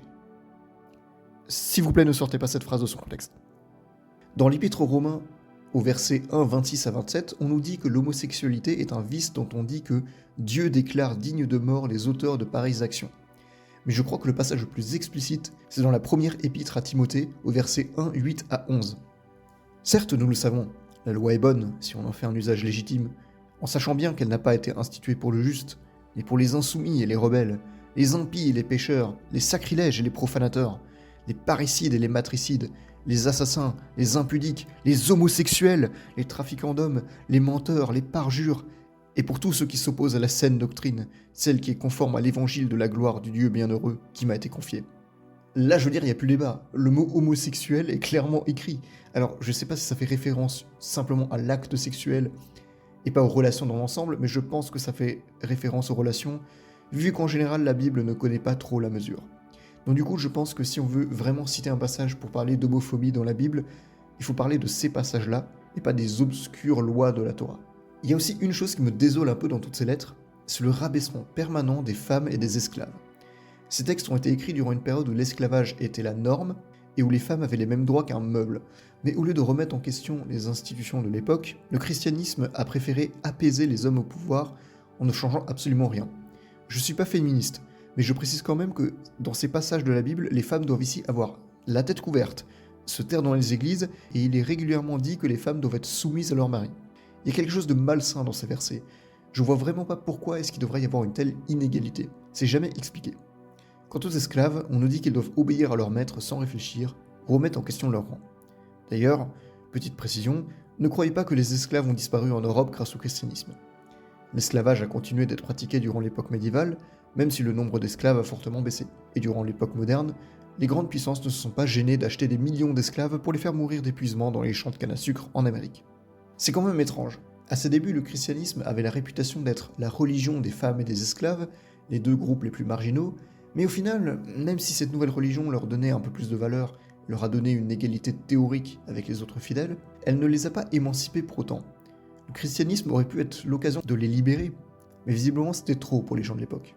Il y a aussi un autre truc, c'est qu'on nous répète plein de fois que la fin des temps est pour bientôt, ou que le retour du Christ est pour bientôt, mais les gars, ça fait 2000 ans que c'est rien passé, qu'est-ce qu'on est censé tirer de tout ça? À un moment, il va falloir être précis, la fin, elle vient bientôt ou pas? Mais au moins, si je dois finir sur une note positive, les épîtres vont souvent droit au but et ne se perdent pas dans tous les sens comme dans l'Ancien Testament. Et ça fait que c'est tout de suite plus agréable à lire. C'est peut-être lié au fait que dans le Pentateuque, c'est Dieu qui aurait donné ses commandements à Moïse et aux autres personnages, alors qu'ici, dans le Nouveau Testament, c'est Saint Paul, un humain, qui les donne. Et maintenant, pour finir, on va parler du livre final que vous attendiez tous, l'Apocalypse. Ah, vous l'attendiez celui-là. Bon, concrètement, qu'est-ce que ça raconte? Alors pour résumer rapidement, l'Apocalypse c'est une vision qu'a eu un certain Jean, peut-être Saint Jean mais on n'est pas sûr. C'est une vision pleine de symboliques qui raconte en détail la fin des temps, la destruction du monde tel qu'on le connaît, et l'avènement d'un monde nouveau dominé par la grâce de Dieu. Évidemment, il y a plein de symboles derrière les nombres et les personnages présentés dans cette histoire, mais certains croyants les prennent au pied de la lettre. Il y a par exemple cette théorie du complot très connue comme quoi l'invention du code barre serait la marque de la bête. Par ces manœuvres, tous, petits et grands, riches ou pauvres, libres et esclaves, se feront marquer sur la main droite ou sur le front, et nul ne pourra rien acheter ni vendre s'il n'est marqué au nom de la bête ou au chiffre de son nom. C'est ici qu'il faut de la finesse, que l'homme doué d'esprit calcule le chiffre de la bête. C'est un chiffre d'homme, son chiffre, c'est 666. Bon, comme toutes les théories du complot, ça a l'air hyper bien trouvé quand on le lit au premier abord, mais quand on prend du recul, on voit à quel point c'est pas crédible. Pour remettre ce livre dans son contexte historique, c'est plus une représentation des craintes et espoirs des croyants de l'époque qu'une prédiction réaliste. Ça me fait souvent rire quand certains chrétiens, surtout des évangélistes américains, encore eux, voient premier degré des événements récents comme les signes de la fin des temps, alors que ça fait 2000 ans que des gens trouvent ce genre de signes un peu partout autour d'eux. Bon, je vais résumer rapidement le Nouveau Testament, parce que beaucoup de choses que j'avais à dire ont soit déjà été dites, soit je les garde pour la fin. En général, je me suis quand même beaucoup moins ennuyé que pendant ma lecture de l'Ancien Testament. Dans ma lecture du Nouveau, je crois que j'ai jamais eu de moment où je me disais « mais pourquoi je m'emmerde à lire ça ?» comme ça m'arrivait avant dans les livres de l'Ancien. Évidemment, même si j'ai largement préféré le Nouveau Testament à l'Ancien, tout n'était pas parfait. J'ai découvert des facettes de la religion qu'on m'avait bizarrement jamais enseignées en cours de religion. Avant, j'avais l'image du Nouveau Testament comme étant rempli d'amour, de bonheur et de promesses de vie éternelle, contrairement au dur et impitoyable Ancien Testament et sa justice divine punitive. Mais quelle ne fut ma surprise en voyant dans le Nouveau Testament des propos comme interdiction du divorce, promotion de l'esclavage, rabaissement des femmes, exclusion du monde extérieur et prédictions apocalyptiques qui ne se réaliseront jamais. D'un regard extérieur, je comprends maintenant la méfiance et l'étonnement qu'on peut ressentir les païens face à cette nouvelle religion. Si j'étais né à cette époque dans une famille qui vénérait Zeus ou Jupiter, je suis pas sûr que j'aurais adhéré à ces discours, à moins de me trouver dans une situation vraiment désespérée. Pour moi, toujours dans ce contexte historique, ça ne fait sens de se convertir au christianisme uniquement si on vient d'une famille juive, étant donné qu'à l'origine le christianisme était une extension du judaïsme, et n'avait pas comme vocation de convertir les autres peuples. De ce côté-là, le Nouveau Testament n'a pas vraiment réussi à laver le dégoût que j'avais pu ressentir en lisant certains passages de l'Ancien Testament, ni à me persuader à revenir à la religion. Ça y est, on a enfin fini. Maintenant il est temps d'aborder les points positifs, négatifs, et les nombreuses questions que je me pose encore après la lecture de tous ces livres. Bon, alors commençons par les points positifs. Si je devais commencer par le premier point positif, c'est ce que j'appellerais le poids de l'histoire, avec un grand H. Et là, j'ai du mal à trouver des mots pour décrire ça. Je pense que pour ressentir ça, il faut avoir tenu une Bible dans ses mains. Regardez l'épaisseur du livre, le nombre de pages, la finesse du papier, la taille des caractères, le chapitrage, les petits chiffres qui indiquent les versets, la classification. Je veux dire, la Bible en tant qu'objet, c'est tout simplement merveilleux. Regardez, c'est un livre magnifique. Mais surtout, en lisant la Bible, on comprend progressivement pourquoi et comment ce livre s'est imposé dans une grande partie du monde à travers l'histoire. Ce livre, c'est un témoignage, c'est un document historique. Je sais pas comment le dire, ce livre, il a une aura. J'avais l'impression de tenir un morceau d'histoire dans mes mains. Et c'était à la fois étrange et émouvant de se dire que les lignes que j'étais en train de lire, c'était presque les mêmes qu'ont lu des milliards de personnes avant moi, il y a des siècles, voire des millénaires. Et tout ça, toutes ces idées, les religions qui ont émergé à partir d'elles, ça crée quelque chose. Ça bâtit des civilisations. Mais surtout, ça a longtemps été un ciment social dont ce livre était à la base. Et c'est encore le cas dans certaines sociétés aujourd'hui. Aujourd'hui, dans notre société consumériste et individualiste, on n'a plus un ciment social aussi fort que les religions, comme ça l'était avant. Alors, je dis pas qu'il faut absolument retourner à la religion comme avant, et en plus, moi, vu mon parcours, je serais mal placé pour demander ça. Mais je pense qu'on peut quand même s'en inspirer pour construire une société meilleure, une société où on donnerait de nouveau plus de place à la communauté. Ensuite, une autre chose que je retiens, c'est qu'en lisant la Bible, surtout grâce à l'Ancien Testament, j'ai appris énormément de choses sur la culture juive. Et c'est là qu'il faut que je vous raconte une anecdote personnelle. J'ai grandi dans un quartier qui était un peu le quartier juif de ma ville. C'était là où vivait la plus grande communauté juive de la région, et tout au long de mon enfance, j'ai eu des voisins juifs et des amis juifs. J'ai l'impression que je suis en train de me justifier en mode « je suis pas antisémite, mes voisins sont juifs !» Bref, j'ai côtoyé la culture juive pendant très longtemps sans en faire partie et sans vraiment la connaître. Je connaissais beaucoup les fêtes juives, les traditions, aussi beaucoup de règles très strictes, surtout chez les juifs orthodoxes, mais que je ne comprenais pas vraiment. Eh bien, maintenant que j'ai lu la Bible, je sais d'où viennent toutes ces différentes règles et traditions qui m'ont autrefois étonné. Je sais maintenant pourquoi certaines communautés juives les prennent très à cœur. J'ai découvert aussi plein d'autres trucs, plein de références, par exemple l'expression un colosse au pied d'argile, qui dessine une entité puissante mais qui repose sur une base fragile. En fait, ça vient du livre de Daniel, 2, 31 à 45, où le roi de Babylone Nabuchodonosor II fait un rêve prophétique où il voit un colosse fait de différents matériaux et dont les pieds sont faits d'argile. Et en fait, dans cette histoire, ce colosse n'est pas censé représenter la fragilité de Babylone, mais plutôt les différents royaumes qui vont lui succéder. Et enfin, pour finir sur un dernier point positif, même si la lecture a été longue, c'était quand même une expérience satisfaisante. J'ai quand même une certaine fierté d'avoir réussi à lire toute la Bible dans son intégralité, surtout dans une période de ma vie où mon abandon de ma foi est quand même assez récent. Beaucoup de personnes dans mon cas n'auraient pas eu la motivation de continuer jusqu'au bout. Je connais des personnes pourtant très croyantes qui ont arrêté au milieu du Lévitique ou des Nombres. Alors évidemment, j'ai pas lu tout ça juste par orgueil, j'ai pas fait tout ça juste pour me la péter et dire dans les débats « La Bible, je l'ai lue, moi !» et écraser verbalement mon adversaire. Non, évidemment, je l'ai pas fait pour ça. C'était surtout un projet personnel, et si je fais cette vidéo, c'est, comme je l'ai dit au début, pour partager mon expérience avec vous. Si vous posez la question de si vous devriez faire la même chose que moi, je vais y répondre un peu plus tard, mais avant, on va passer au point négatif. Alors, je vais dire des choses que certains d'entre vous ne vont pas aimer. Commençons par le premier problème qui me vient en tête. Ce sont les contradictions et les problèmes d'interprétation. Il y en a plein. Il y en a partout. Déjà, le message de l'Ancien Testament pour les chrétiens. Des fois, on nous dit qu'il faut quand même suivre la loi. Plus tard, Jésus nous dit qu'il faut suivre la loi, mais avec son interprétation. Et après, on nous dit « Ah, mais t'inquiète, en fait, c'est que des anciennes lois juives. » On nous dit, dans le livre de l'Exode, que Dieu punit les crimes sur plusieurs générations, genre comme Kim Jong-un, alors que plus loin, on nous dit que seule la personne qui commet le péché sera punie. Jésus nous dit qu'il faut pardonner autant de fois qu'il faut, mais en même temps qu'il est venu semer la division sur terre. On nous dit « Tu ne tueras point », mais les personnages de la Bible dérogent en permanence à cette règle. Tant qu'on y est, parlons de l'autre problème majeur. Beaucoup de ces codes de loi sont aujourd'hui, comment le dire, moralement dépassés. Je pense pas qu'il soit nécessaire de condamner à mort les personnes pour tout et rien, ni condamner les personnes à mort tout court d'ailleurs. Pareil, toutes ces histoires sur l'interdiction du divorce et des relations avant le mariage, sur l'esclavage, le rabaissement des femmes, l'homosexualité, tout ça. Bon, j'enfonce un peu les portes ouvertes, je vais pas prendre 1 heure de plus pour expliquer ce qui va pas avec ces passages de la Bible. Évidemment, certains d'entre vous vont me traiter de woke, de bobo gauchias, d'espèce d'apostat du christianisme, que je suis un gros fragile, choqué par ce qui est censé être la juste loi divine, que je prône un message de décadence, et que c'est à cause de gens comme moi que notre civilisation s'effondre, et qu'on assiste au déclin moral de l'Occident. Non, si vous espérez que l'on revienne à un ancien mode de société, exactement comme celui du temps de la Bible, ça n'arrivera pas. Vous pouvez toujours en rêver, mais il n'y a aucune raison que ça se réalise. Bon, sinon, autre chose que j'ai déjà dit, l'Ancien Testament est trop long.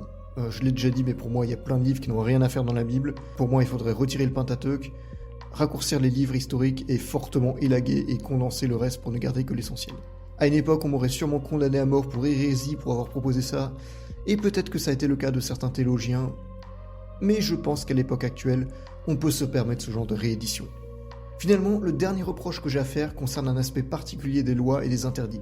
Il ne nous est jamais, ou alors très rarement, expliqué pourquoi telle ou telle chose est mauvaise, ou pourquoi c'est interdit. Dans l'Ancien Testament, on nous dit par exemple plusieurs fois qu'on n'a pas le droit de représenter quoi que ce soit. C'est-à-dire pas d'œuvre d'art qui représente quelque chose, mais pourquoi ? La seule explication qu'on nous donne, c'est parce qu'on n'a pas le droit de vénérer des créations humaines. Attends, quoi ? Si on vénère pas l'œuvre concrète, où est le problème ? Sérieusement, c'est ça leur explication ? Il faut savoir que dans l'ensemble de la Bible, les mots créer et vénérer sont souvent utilisés comme des synonymes. C'est toujours extrêmement flou.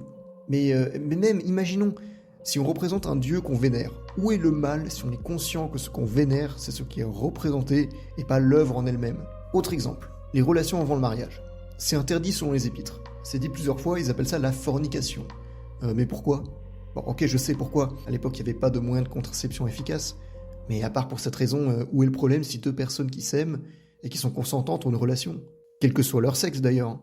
Et n'essayez pas de me faire croire que nos ancêtres étaient plus chastes que nous. Je pense même que c'est le contraire. Sinon pareil, je veux dire, cette inégalité imposée entre les hommes et les femmes, elle est jamais justifiée. Et pour moi, ce dernier point, c'est-à-dire le fait que rien n'est justifié dans la Bible, ça soulève un problème de fond dans la Bible et peut-être dans la religion chrétienne en général. L'obéissance inconditionnelle à Dieu. J'ai l'impression qu'on essaie de me dire « Tu réfléchis trop, ne discute pas, ne réfléchis pas, obéis juste ». Non, j'ai pas envie d'obéir sans réfléchir. Si j'ai envie de m'engager dans une voie, j'ai le droit de savoir pourquoi et comment. La Bible est remplie d'exemples où on nous dit qu'il faut obéir ou croire sans réfléchir. Entre la fois où Jésus reproche à Thomas de ne pas avoir cru à sa résurrection avant de l'avoir vu, et la fois où Dieu ordonne à Abraham de sacrifier son propre fils, les exemples ne manquent pas. Prenez ce dernier exemple. Dieu demande quand même à un homme de sacrifier son fils. Vous imaginez un peu ? Mettez-vous à la place d'Abraham. Vous en serez capable ? Moi non. Si un Dieu apparaissait devant moi et m'ordonnait de tuer mon enfant, mais jamais de la vie je le ferais. Je préfère encore aller en enfer plutôt que de commettre une chose aussi atroce. Je sais qu'il y a un sens et une explication derrière le sacrifice d'Isaac, mais quand même, si un Dieu vous demande de sacrifier votre enfant, c'est qu'il faut commencer à se poser des questions. C'est peut-être là la raison qui fait que je ne suis plus croyant aujourd'hui. Le Dieu décrit dans la Bible ne demande pas de la loyauté, il demande une obéissance inconditionnelle, à une autorité absolue. Pourquoi ? parce qu'il dit être le Dieu unique, le Dieu de tout. Yahvé le dit lui-même, je suis un Dieu jaloux dans l'Exode, comme on a vu, et c'est répété plusieurs fois dans d'autres livres. Car Yahvé ton Dieu est un feu dévorant, un Dieu jaloux. Yahvé n'est pas jaloux dans le sens de l'insécurité, mais dans le sens de la possession. Ce n'est plus une question de croyance, mais une question de soumission. Il n'y a aucune justice, juste la volonté absolue du Dieu unique. Pour reprendre l'exemple du sacrifice de son enfant, l'instinct pur et humain de protéger son enfant devient ici un acte de désobéissance. Le rôle de parent devient inférieur au rôle de fidèle. Peut-être que j'interprète mal, mais pour moi, tout dans la Bible va dans ce sens. Et ce Dieu d'amour qu'on m'avait enseigné en cours de religion, eh bien, j'en conclus que si notre obéissance envers lui doit être inconditionnelle, son amour pour nous, lui, est conditionnel. Je pourrais en parler pendant encore longtemps, mais il est temps qu'on passe à la dernière partie, celle des questions que m'a fait poser la lecture de la Bible et auxquelles je n'ai pas vraiment trouvé de réponse. Et là, si vous comptiez me répondre dans les commentaires, c'est le moment de prendre des notes. Comme les questions que j'avais notées dans mes notes de lecture étaient dans le désordre, je vais ici les classer dans un ordre personnalisé, en partant des questions les plus centrées sur la Bible en elle-même, et en allant progressivement sur des questions plus profondes sur Dieu et la religion chrétienne en général. Je vais aussi les numéroter, comme ça, si vous voulez répondre à plusieurs questions, vous pouvez toujours vous référer à ces numéros. Question 1. J'ai beaucoup de choses à dire au sujet du décalogue, c'est-à-dire les 10 commandements. Déjà, pourquoi est-ce que les lois des 10 commandements sont plus importantes que les autres ? Il n'y a pas de chapitre à part dans la Bible où Dieu donne les 10 commandements à Moïse, non, c'est un passage de loi parmi d'autres. Alors pourquoi est-ce que ces lois-là sont aussi importantes ? Juste parce qu'elles sont sur les tables de la loi ? Pourquoi est-ce qu'on n'a pas le droit de représenter les choses ? Ça ferait de tous les artistes du monde des personnes impies et désobéissantes. Et pourquoi est-ce que tout le monde tue au nom de Dieu, aussi bien dans la Bible que dans la vraie vie, si l'interdiction de tuer est dans le texte le plus fondamental ? Et au final, comme le décalogue est dans la Torah, est-ce que ça ne concerne que le peuple juif aussi ? Est-ce que c'est une option pour les chrétiens, ou bien est-ce que les 10 commandements sont une exception et sont les seuls que les chrétiens doivent obligatoirement respecter ? Et enfin, pour la question enflammée de l'avortement, vu que ça a l'air d'être un sujet de débat, rien, mais alors rien n'est précisé à ce sujet dans le décalogue, ni dans l'ensemble de la Bible. De mémoire, le mot avortement n'apparaît jamais dans l'intégralité de la Bible. Les gens invoquent ce passage des 10 commandements quand bon leur semble. C'est complètement cynique. L'avortement c'est interdit, mais par contre condamner à mort ceux qui désobéissent à Dieu, c'est acceptable ? Mais c'est le monde à l'envers. De toute façon, les intégristes qui sont contre l'avortement aiment bien utiliser uniquement les passages de la Bible qui vont dans leur sens. Ils sont contre l'avortement sous prétexte que c'est dans la Bible, mais par contre respecter toutes les lois du Pentateuque, ça, comme par hasard, ils ne le feront jamais. Question 2. Comment est-ce que les croyants font face à l'origine polythéiste du judaïsme ? On sait aujourd'hui que le judaïsme originel avait de nombreux dieux, comme Asherah, Baal, El et bien sûr Yahvé. Et que Yahvé est progressivement devenu le dieu principal avant de devenir le dieu unique. Si Dieu existe, qu'en est-il des autres dieux ? Est-ce qu'ils existaient avant et Dieu les a tués ?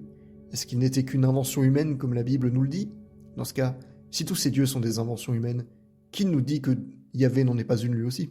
Bien les premiers croyants ont progressivement réalisé que Yahvé était le seul vrai Dieu parmi leur panthéon ? Je suis curieux de savoir. Question 3. Si les Saintes Écritures sont considérées comme l'un des piliers du salut dans le christianisme, en particulier chez les protestants, qu'en est-il des premiers chrétiens ? On l'oublie, mais pendant les débuts de l'histoire du christianisme, les évangiles n'avaient pas encore été regroupés et triés. Il n'y avait pas de canon biblique. Les premiers chrétiens, ils n'avaient pas la Bible que j'ai moi, ni la Bible tout court d'ailleurs. Pendant une courte période, les chrétiens n'avaient tout simplement pas d'écriture à suivre. Est-ce qu'ils sont moins chrétiens que ceux qu'ils ont suivis ? Est-ce qu'ils n'ont pas pu être sauvés parce qu'ils n'avaient pas une bonne connaissance de leur religion, ou bien qu'ils suivaient la mauvaise version des Écritures ? Je me demande pourquoi les protestants mettent les Écritures au-dessus de tout en critiquant les institutions de l'Église, alors que ces mêmes Écritures ont en partie été écrites par les membres des toutes premières églises de l'histoire. Question 4. Finalement, est-ce que la Bible peut être interprétée librement par chacun, ou bien est-ce qu'il y a une interprétation correcte ? Dans le premier cas, pourquoi est-ce que les chrétiens passent autant de temps à se disputer pour savoir quelle interprétation est la plus correcte, et n'acceptent pas, pour la plupart, les avis divergents des autres ? Dans le second cas, comment savoir quelle interprétation est la bonne ? Il y a aujourd'hui tellement de dénominations, d'églises et de courants différents qu'on s'y perd. Il pourrait y avoir autant d'interprétations qu'il y a de chrétiens. Question 5. Pourquoi est-ce que Dieu est particulièrement cruel dans l'Ancien Testament et moins dans le Nouveau ? Par extension, pourquoi est-ce que les interventions divines directes sont beaucoup plus rares dans le Nouveau Testament ? Question 6. Dans la Bible, l'origine réelle du Fils de Dieu est floue. D'après les différents conciles œcuméniques, donc les conseils des différentes églises, il a précédé la naissance du Christ, c'est-à-dire qu'il existait déjà avant de venir sur Terre. J'ai un peu du mal à suivre. Ça voudrait dire que pendant l'éternité qui a précédé la naissance de Jésus, le Fils était en dehors de notre réalité, qu'il est venu sur Terre pendant une trentaine d'années, puis est reparti et est censé revenir très bientôt, et ce depuis plus de 2000 ans. ça a l'air un peu tiré par les cheveux. Question 7. Si Dieu est en dehors du temps, qu'il n'y a pour lui ni passé, ni présent, ni futur, alors pourquoi on retrouve si souvent des passages où il change la vie, ou bien où il se repent? Question 8. Si Dieu est tout-puissant, pourquoi ne change-t-il pas le cœur des gens pour qu'ils lui obéissent et fassent le bien? Parce que s'il ne l'a pas fait pour nous laisser la liberté, il ne faut pas qu'il s'étonne ou qu'il se mette en colère si les gens choisissent de ne plus lui obéir. Question 9. Pourquoi Dieu laisse-t-il le mal arriver? Dans la Bible, il est mentionné que si le mal existe, c'est parce que Dieu a laissé le choix aux humains de faire le bien ou le mal. Cette explication a l'air d'être le consensus parmi les chrétiens. Mais si Dieu a laissé le mal exister car il nous a donné le libre arbitre, alors pourquoi est-ce que ça serait une raison pour ne pas intervenir? Par exemple, si Dieu a laissé la liberté à Satan, pourquoi est-ce qu'il ne lui la retire pas après qu'il soit devenu mauvais? On voit pourtant de nombreux exemples dans la Bible où Dieu reprend ou retire quelque chose aux gens. Et tout ça, c'est sans compter les nombreux passages où Dieu provoque directement des actions mauvaises. Si Dieu est bienveillant, pourquoi n'intervient-il pas plus pour nous aider? Est-ce que c'est une preuve d'amour de nous laisser souffrir? C'est comme refuser un traitement de désintoxication à un drogué qui voudrait s'en sortir en lui disant « tu as fait ton choix ». Pour moi, c'est pas une preuve d'amour, mais plutôt un cruel manque d'empathie. J'ai bien lu quelques explications de croyants qui essaient d'expliquer ça, mais la plupart du temps, c'était plutôt de la grosse gymnastique mentale plutôt qu'un vrai raisonnement théologique. Pour ma part, je ne vois que deux explications. Soit Dieu n'est pas capable d'arrêter le mal, et ses créations ont échappé à son contrôle, soit il laisse délibérément le mal prospérer et ne l'arrête que quand ça l'arrange. Question 10. En lien avec la question précédente. Pourquoi est-ce que Dieu ne fait rien pour sauver les chrétiens persécutés dans le monde? Je me pose cette question parce que, admettons, si Dieu ne sauve pas le monde entier, il pourrait au moins sauver ses fidèles. Et dans ce cas, pourquoi ne sauve-t-il pas les Arméniens, les Palestiniens, les Syriaques, les Assyriens, les Maronites, ou bien les chrétiens persécutés dans les régimes totalitaires, comme la Chine? S'il met des siècles à réagir, et indirectement en plus de ça, alors il restera bientôt plus personne à sauver. Dans les circonstances actuelles, j'ai du mal à croire que Dieu est aux côtés de ses fidèles. D'ailleurs, si je devais raisonner de manière purement cynique et opportuniste, je devrais plutôt me convertir au judaïsme. C'est cette religion qui est en train de gagner comparée à toutes les autres. Question 11. Si Dieu a le pouvoir de voir l'avenir, il peut techniquement savoir à l'avance si une personne est bonne ou pas et mérite d'être sauvée. Est-ce que ça veut dire que tous les humains sont prédestinés à être sauvés ou non, et qu'il n'y a aucun moyen pour eux de le savoir? Dans ce cas, ça change le point de vue adopté. Si une personne souhaite être sauvée, elle ne doit pas prouver à Dieu sa bonne foi, mais plutôt à elle-même et aux autres, vu que Dieu sait déjà si elle mérite ou non d'être sauvée. Faut-il dans ces conditions demander le pardon ou autre chose à Dieu s'il sait déjà à l'avance si on va l'obtenir ou pas? Dans ce cas, mon expérience personnelle pourrait être une prophétie autoréalisatrice. Dieu n'a pas répondu à mes appels à l'aide quand je lui ai demandé par la prière, précisément parce qu'il a vu, dans l'avenir, que j'aurais perdu la foi et renoncé à son message. Décision prise en partie suite à la constatation que Dieu ignorait mes appels à l'aide. Mais dans ce cas, c'est un cercle vicieux, et un véritable casse-tête aussi bien pour les humains que pour Dieu lui-même. Question 12. Enfin, pourquoi est-ce que certains chrétiens en veulent à ce point aux prêtres, aux Romains, à Judas, voire au peuple juif tout entier, dont Jésus faisait partie, c'est quand même important de le rappeler, pour avoir été responsable de la mort de Jésus, sachant que le sacrifice de Jésus était censé faire partie du plan de Dieu? Ils auraient voulu quoi? Que Jésus meure de vieillesse sans avoir pu accomplir son devoir? Mon propos va peut-être être provocateur, mais si on va dans ce sens, il faudrait plutôt être reconnaissant envers Judas et tous les autres pour avoir fait le sale boulot. Dans certains évangiles, on nous dit que c'est Satan qui a corrompu l'esprit de Judas pour faire trahir Jésus. Mais ça voudrait dire que Satan agit dans l'intérêt de Jésus et donc de Dieu, ce qui ne fait aucun sens. Voilà, je me suis arrêté à 12 questions. La liste originelle était beaucoup plus longue, mais la moitié avait déjà été abordée plus tôt dans la vidéo. Maintenant, on va parler de la fameuse question pour vous. Devez-vous lire la Bible? Ma réponse est celle à laquelle vous attendez. Ça dépend. Si vous êtes chrétien, alors oui, absolument, foncez, lisez la Bible. Pour moi, chaque chrétien devrait avoir lu la Bible en entier dans sa vie. Après, libre à vous de choisir votre ordre ou votre méthode de lecture, d'interpréter ça seul ou avec un spécialiste, et de choisir si ça va être une aventure personnelle ou bien si vous voulez le faire à plusieurs, dans un groupe de lecture de la Bible par exemple. Si vous n'êtes pas croyant, alors ça dépend. Ça dépend de votre motivation et du temps que vous êtes prêt à consacrer, bien sûr. Mais ça dépend aussi de ce que vous recherchez en lisant la Bible. Si vous vous attendez à lire une histoire, alors ne la lisez pas.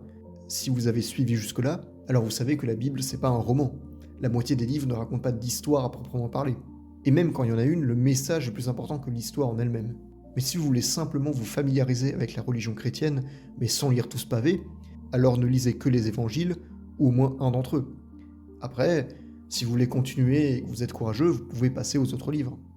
Maintenant, si vous voulez en apprendre plus sur la Bible ou sur la religion en général, J'ai quelques sources sur YouTube que je peux vous recommander, sans ordre particulier. Pour commencer, il faut évidemment que je parle de Didi Chandu-Lui, qui n'est pas une chaîne qui parle de religion en général, mais il a fait pas mal de vidéos à ce sujet. Pas juste sur le christianisme ou le judaïsme, il a aussi parlé de l'islam et du bouddhisme, et peut-être même d'autres religions dont je ne me souviens pas. Il a fait un travail titanesque avec ces deux vidéos, l'iceberg de Jésus et l'iceberg de Dieu. C'est des heures de vidéos, franchement, il a fait un travail incroyable. Alors Didi, il est agnostique, donc il aborde le thème de la religion vraiment de manière empirique, avec différents points de vue. Si vous préférez avoir l'avis de quelqu'un qui est vraiment dans le milieu, je peux vous recommander la chaîne de Frère Paul Adrien. C'est un moine, donc il est vraiment spécialiste sur le sujet. Même si je suis plus croyant, j'ai quand même beaucoup aimé certaines de ses vidéos. Alors, de ce que j'ai pu entendre, il n'est pas très apprécié par certaines communautés de YouTube, mais personnellement, à part quelques titres un peu putaclic et des miniatures de ce genre, je le trouve pas bien méchant. Côté anglophone, on a aussi pas mal de ressources.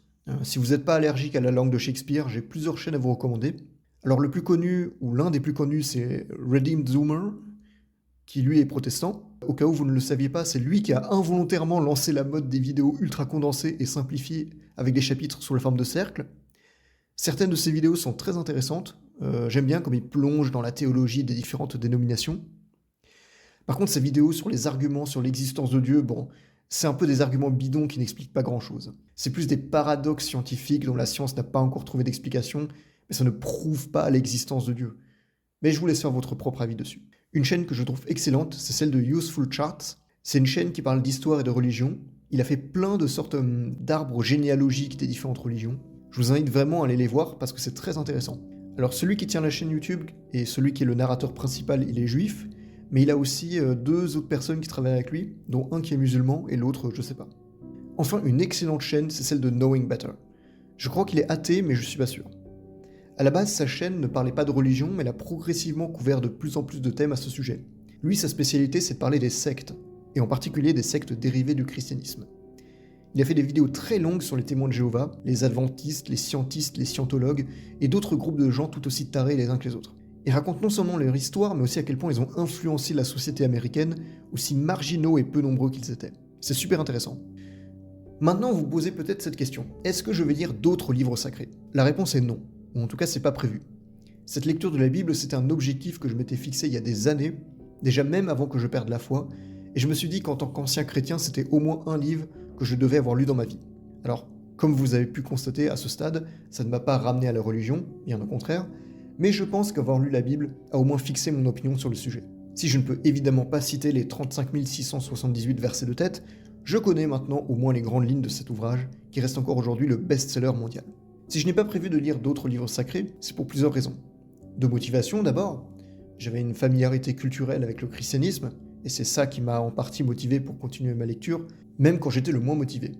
Et c'est pas quelque chose que j'aurais en lisant par exemple le Coran, le Bhagavad Gita ou le Tripitaka.